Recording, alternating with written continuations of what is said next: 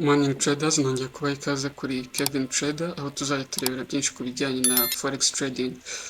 Uyu munsi tugiye kureba EU na GU cyangwa se Euro USD na GBP USD, ni iki twakitega, ni izihe opportunities dushobora kubonamo. Abarebye analysis zanjye Sunday, nari nababwiye ko market hari high chance ko ya dropping igakora retest y'iyi support ikaba rejected, so niko byagenze. Ubu ngubu iri kujya hejuru cyangwa se ariko it's not down uptrend.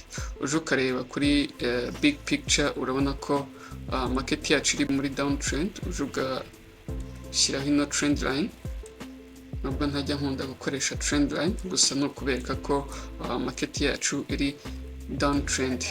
Kugira ngo wizere ko igiye muri uptrend ni uko i breaking ino trend yacu iga crossing above this resistance, niho twakizera ko market yacu ihinduye direction igiye muri bullish side. Kugira ngo ijye uptrend ni uko i breaking ino support ika crossing above ikabona gukomeza hejuru. So twihuse reka turebe uno munsi dufite iki, ubwo tumaze kubona bias cyangwa se trend y'isoko ryacu. Reka turebe key resistance na support.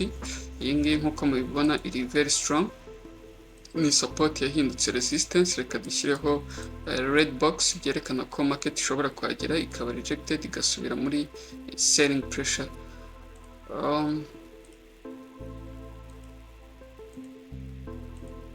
Twihuse reka tumakinge highs na lows za current candle, byerekana ko bitwereka ko aho range market y'uyu munsi iri tukayihindura purple line cyangwa se trading zone y'uyu munsi ahiri, nicyo bidufasha kwa identifying zone y'uyu munsi. So nk'ibisanzwe murabizi ko iyo tubonye very big candle yegeranye na current candle, dushyiraho half line muri hafi yayo. Icyo bidufasha bitwereka ko market yageze ikora reaction. Ni kenshi na experience ufite nagiye mbibona market igeze muri half candle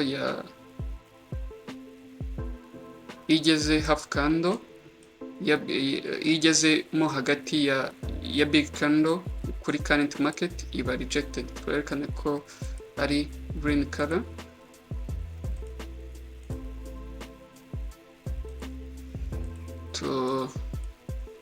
Naha dushyireho support, nubwo wenda ari kure, ariko reka tuyishyire dushyireho green box kuko iri very strong.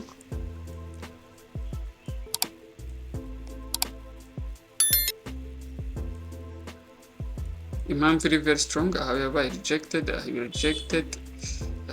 Waza left side ukabona ko naha yagiye iba rejected, yabaye rejected nayo iba rejected, kandi twabonye ko support cyangwa se resistance iba strong yabaye rejected inshuro eshatu.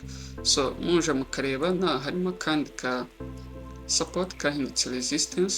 Noneho tujye muri forwards turebe hose byifashe bite. Uje ukareba muri forwards, sinzi nimba muri kubibona namwe, market yacu yaje gufiringa ino gap. I think ko ari ya Monday, ya gap ya Monday market yaje kuyifiringa. So noneho twadjusting support na resistance zacu nkuko muri forwards tubikora mbere yuko dushakisha indi support and resistance. Muri forwards turabanza tukadjustinga support na resistance zo muri 1 hour kugira ngo bijyane na current market. So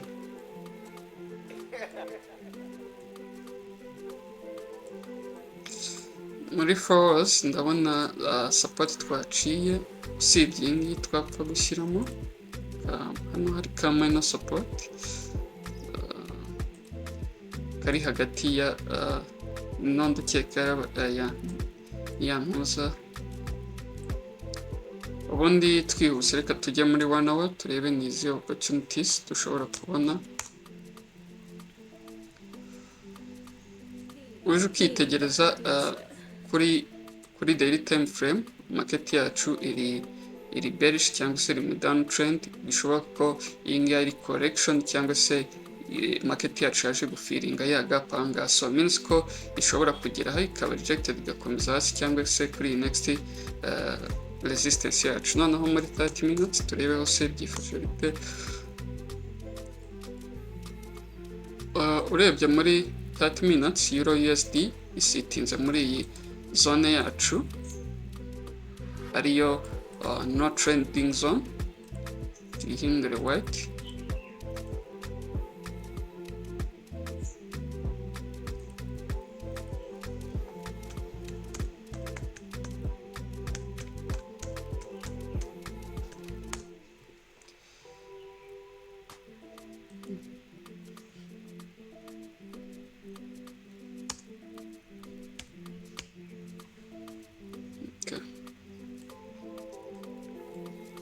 So kuri euro USD navuga ko price itari very clear, ariko hari high chance ko yagera ahangaha kuri iyi resistance yacu ikaba rejected. So ikintu numva twakitegura kuri euro USD uko twabonye ko ari bearish, nuko yagera kuri support resistance yacu ikaba rejected, ikabona gukomeza hasi tugatekinga, cyangwa se itaba rejected kuri iyi, itaba valid, ikaba rejected kuri iyi next resistance ikamera gutya.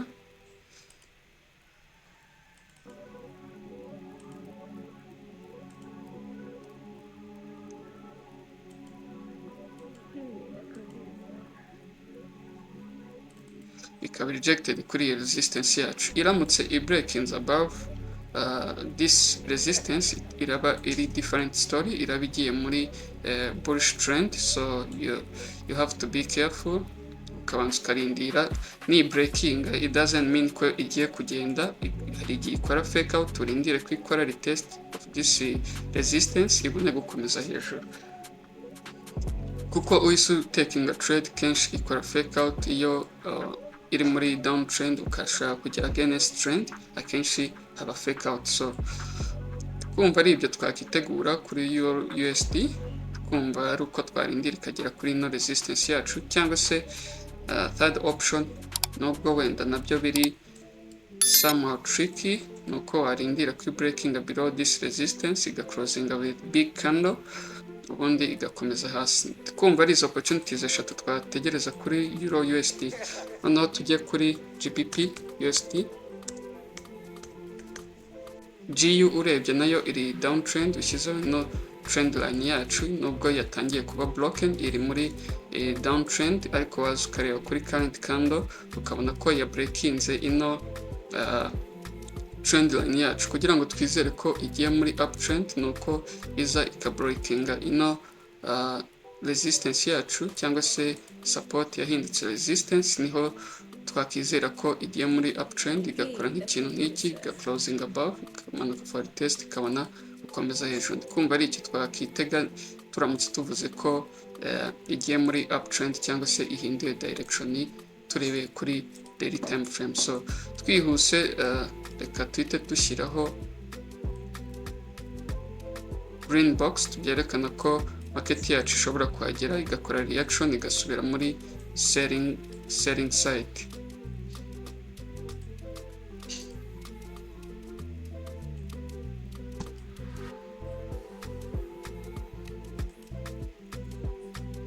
Noneho tumaking highs na lows za current candle. Icyo bidufasha kumenya aho range y'uyu munsi iri cyangwa se trading zone y'uyu munsi aho iri, tuyigire purple line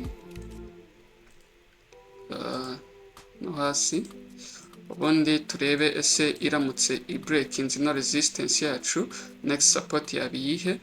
Next support yaba iri ahangaha, tuyihindure yellow, byerekana ko ari daily resistance. Tuvuge se iramutse breaking no support yacu, next support yaba irihe, yaba iri ahangaha.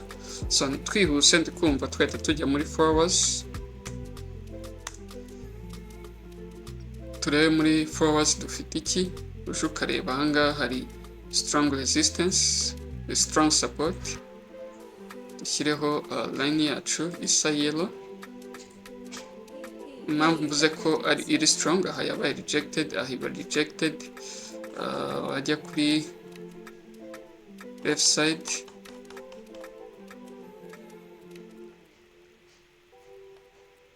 ukabona ko naho yagiye iba rejected. So kandi twabonye ko support na resistance zacu ziba ari strong iyo zabaye rejected byibuze inshuro eshatu, iba ari very strong. So kumva kuri forwards ari izo twamakinga, cyakoze naha tugashyiramo indi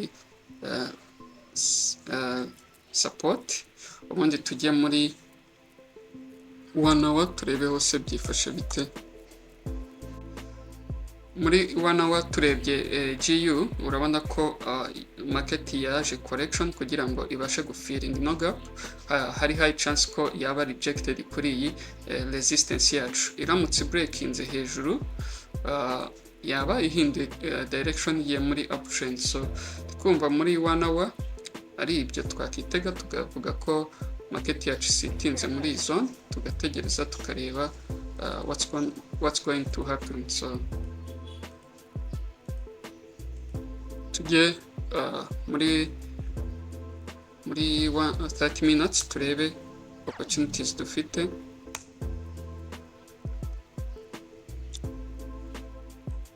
So muri 30 minutes tuje tukareba iyi ni no trading zone yacu, turebe left side ni iki gihari. Uje ukareba ahangaha hari range cyangwa se there is no clear market clean. Nababwiye ko market iba ari clean, nk'urugero nk'ahangaha iyo market ifite direction iri ku moving. Iyo nta direction ifite iri muri sideway market, means ko iyi range iba atari clean range. So ibyo nashaka kubereka ko iramutse breaking no resistance iri high risk buy cyangwa se buy yaba iri very risk compared to selling. So selling tugomba kurindira ko breaking ino resistance yacu, ino support yacu iga closinga below, ikamanuka for test, tugatinga zino loss. Kuko uje ukareba kuri current formation cyangwa se current candle, urabona ko ziri very clean, ari ziri muri uptrend, zigaragaza ko market iramutse breakinze hari high chance ko ya dropping. So trading uburyo imeze, ureba past data ukacomparinga na current data. No kuvuga ngo aho isoko ryabashije kugenda muri past ritari muri range, means ko nirihagera rizakomeza kumovinga kuko nta kirihagarika. So nuko bimeze. So kuri buying side naho birashoboka, ni 50-50, birashoboka iramutse breakings this resistance with the strong candle iruta izi zimwe imbere. Izi z'imbere urabona ko ari small candles, byerekana ko buyers bagiye kuzina control, ikabreakinga with big candle, bullish candle, ikamanuka for test, ikabona gukomeza. Gusa to be honest, buy side iri risky somehow compared to sell. So twumva twategereza for sell now, nkuko twabonye kuri big picture ko ari selling side, ariko tubona ko iramutse breaking no strong resistance yacu yaba igiye guhindura direction ikajya muri buying side. But you have to be careful nimba ushaka kujya for buy. Aho biri safe ni sell. Thank you so much, happy trading day.